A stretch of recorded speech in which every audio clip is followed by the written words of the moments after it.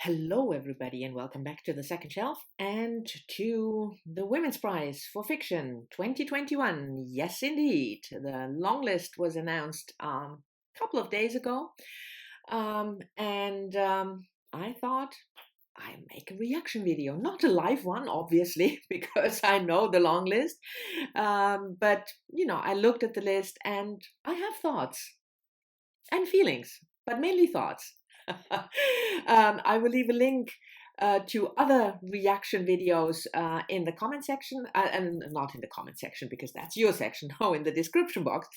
And if you made a video with a reaction, let me know down in the comments so I can add it.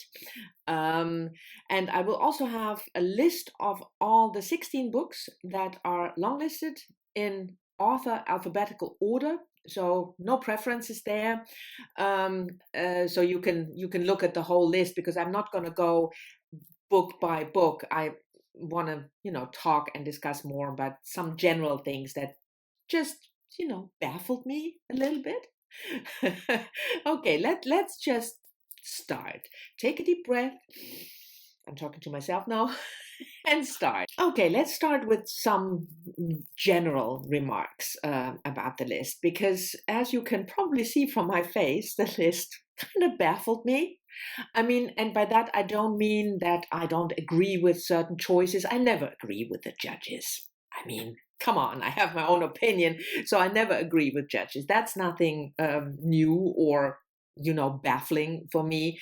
But it's more that I try to understand how the list came about, how these 16 books made it into one pot, so to speak. And I had a look again at the Women's Prize for Fiction website, and it says there that they celebrate ambitious books and outstanding writing. Because one of the things that is common now in book prizes is that books are chosen for their accessibility. So if it's an accessible book, if it's a book like the Costa Award, for instance, another UK award, the baseline there is if you can put this book into the hand of everybody, then it should be on the list, which is a discussion for another time because I think that's complete idiocy. But anyway. So the Women's Prize for Fiction still has this attitude of celebrating ambitious writing, ambitious books, and exceptional writing. Okay, so that's their baseline. I can understand Ellie Smith on that list, given that baseline. Her latest, the fourth in the in the tetralogy. Is it a tetralogy? Yeah, it's 4 books.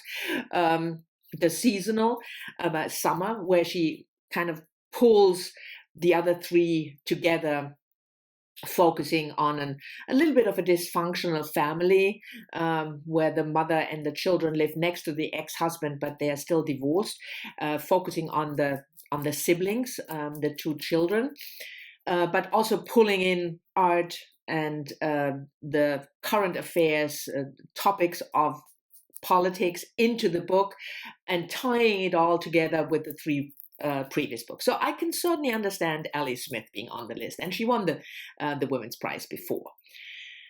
But on the same list, you have Dawn French and a book by Claire, what's her name? Claire Chambers, Small Pleasures. Small Pleasures is a comfort read. Not to say that that is bad, but it's a sort of a romantic,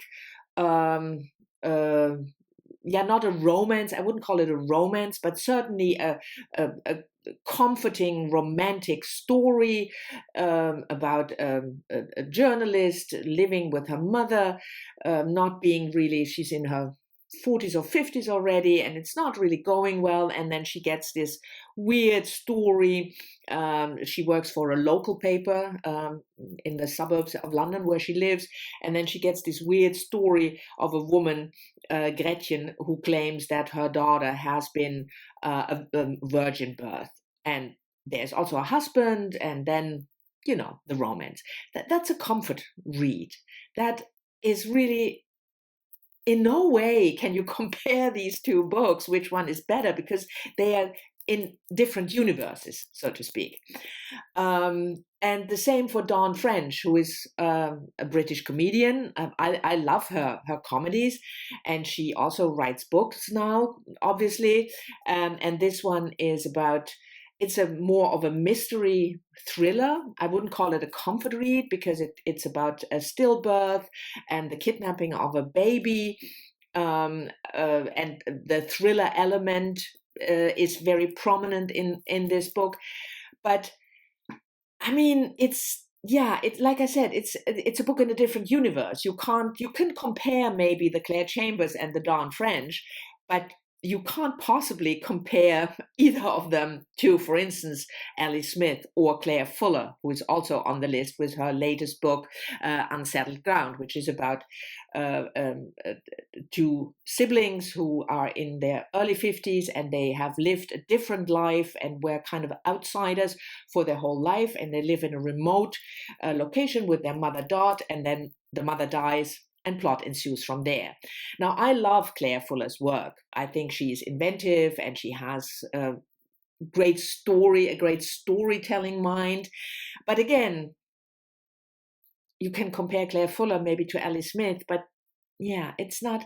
And those are not the only weird things. You have No One Is Talking About This by Patricia Lockwood, which is, a celebrity who is famous for being famous, writing autofiction about a woman who is famous for being famous. It's not very interesting, I would say. I really enjoyed her memoir, Priest Daddy, but this book it seems to be on the list because it tackles a subject that is very topical, and we want to throw that in there. So that's what I felt. And then, of course, you had the obvious, the hyped books that had to be included. Nobody is surprised that The Vanishing Half by Britt Bennett is on the list. Whether it's a good book or not, nobody is surprised. It's about, again, siblings. Seems to be a theme with the siblings and the twins.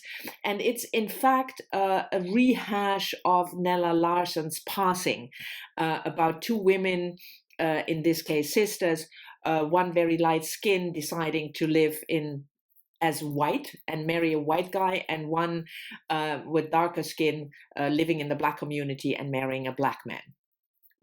That's the tale of Nella Larsen's Passing. Another hype book that nobody was surprised is, of course, Piranesi by SUSANNA CLARKE. It's kind of a fantasy, like her previous book. So we include all kinds of different genres, which is not necessarily a bad thing.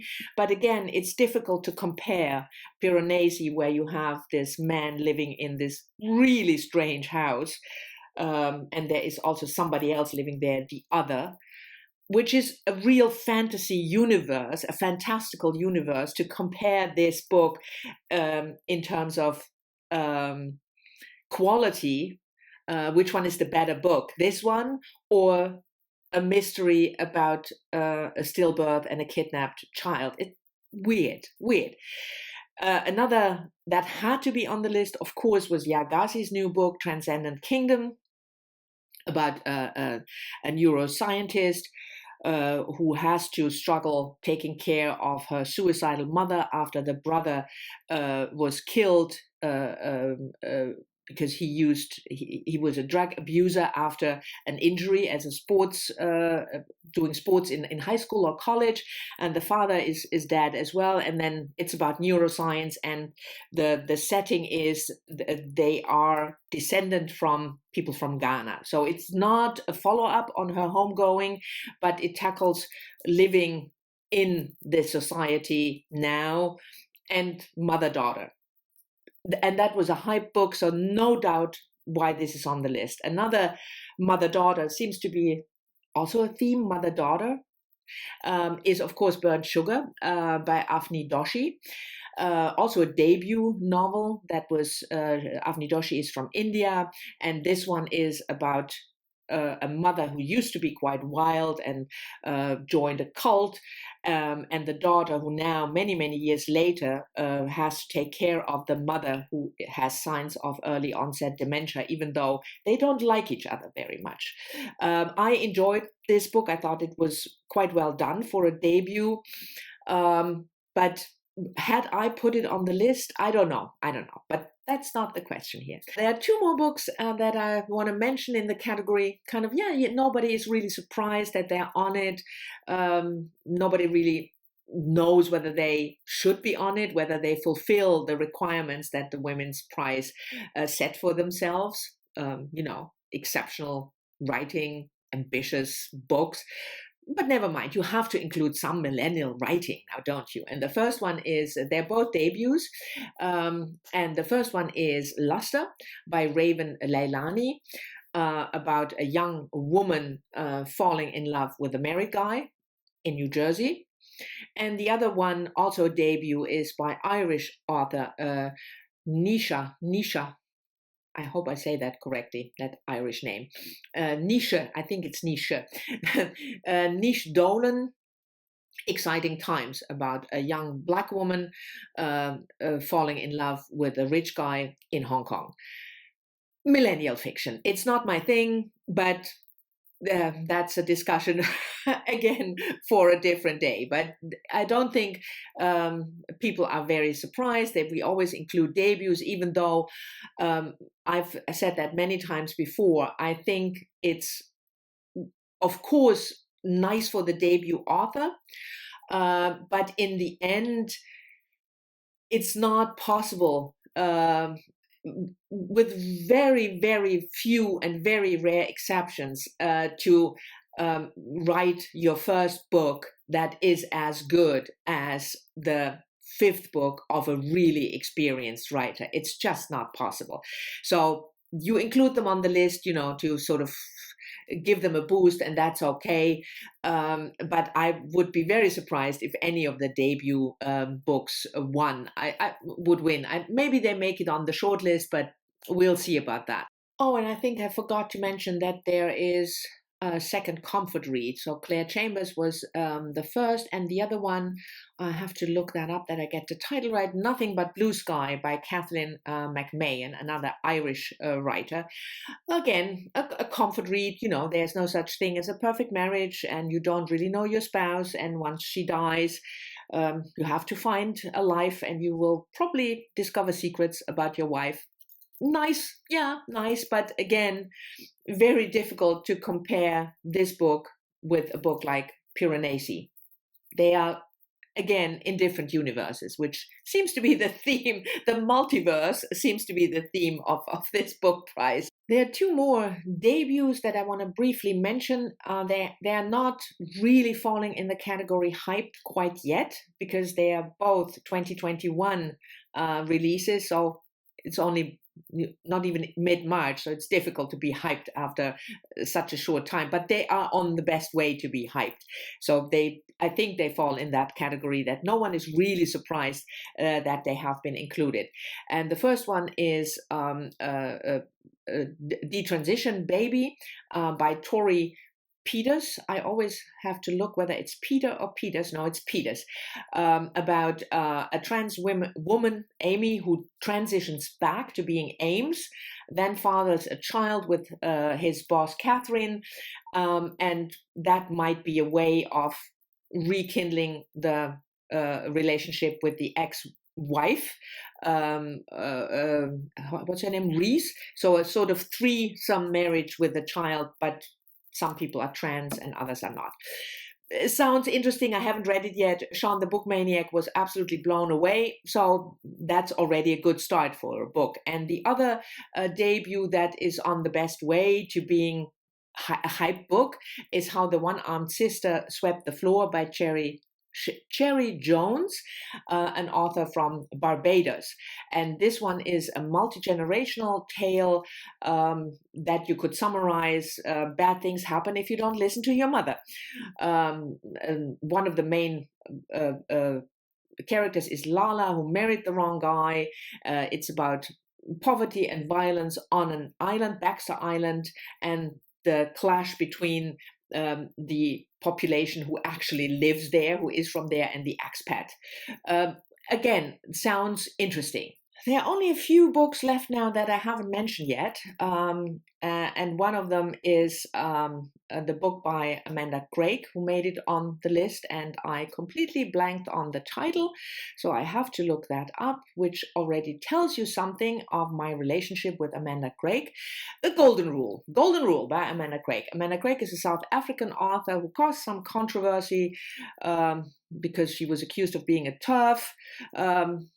It's a mystery retelling of the strangers on a train. Two people meet and they decide to kill each other's spouse. And I'm looking at this direction because there's a fly, which bothers me. So I'm going to look back at the camera now. And well, I could have done without Amanda Craig for one, but I will read you the first sentence. By the time Hannah caught the train to Cornwall, she could have killed her husband. That's just a bad opening. It's just bad prose, but maybe I'm not being fair because I don't like Amanda Craig. And then there is only one left, and that is Annabelle Lyon or Lyon. You Canadians tell me whether she pronounces her name, because she is Canadian, the only Canadian author on the list, whether she pronounces her name in the French or in the English way. And the book is Consent, about two pairs of siblings, twins and regular siblings, four women. Again, the sibling theme seems to be a thing. I have missed this thing about the siblings and the twins. Tell me, why is this a thing all of a sudden? But anyway, so these four people, tragedy strikes, and then these four people have to find a way to deal with it as a, sibling couple, twin couple, but also with the four of them. That's actually one of the very few books on the list that I'm contemplating of reading, and I haven't read yet, because I quite liked Annabelle Lyon's previous two books she wrote set in ancient Greek, one about Aristotle and Alexander the Great, the Golden Mean, and the other one about Aristotle's daughter, a sweet girl. I quite liked them, and I think this one, Consent, was also nominated for the Giller Prize. For the rest of the books, I will wait. The books I haven't read, I will wait for the shortlist. I'm not committing on reading the books of the long list that I haven't read yet, which are quite a few. So I'll wait for the shortlist, and then we'll see what makes it on the shortlist. And the last point I want to address is, if you put all kinds of books, the spotlight on these books by nominating them, by longlisting them for the Women's Prize. I think it's a good thing if you not only include the hyped ones, but other books, but include books that people haven't heard of maybe, and books also that don't need the spotlight of, if you include mysteries like Dawn French's book or Patricia Lockwood's autofiction, try to, if you want to have autofiction or mystery, try to find something that maybe needs the spotlight and is also very good. Just some piece of advice. But anyway, this is my hot take on the women's list, the sort of multi-universe list, throw everything in your fridge into the soup kind of list. I hope you enjoyed it. Thank you very much for watching. I'm of course very curious what you make of the list, whether there are books that really interest you to read, or whether you have read any books on the list, and I will talk to you soon in the next one.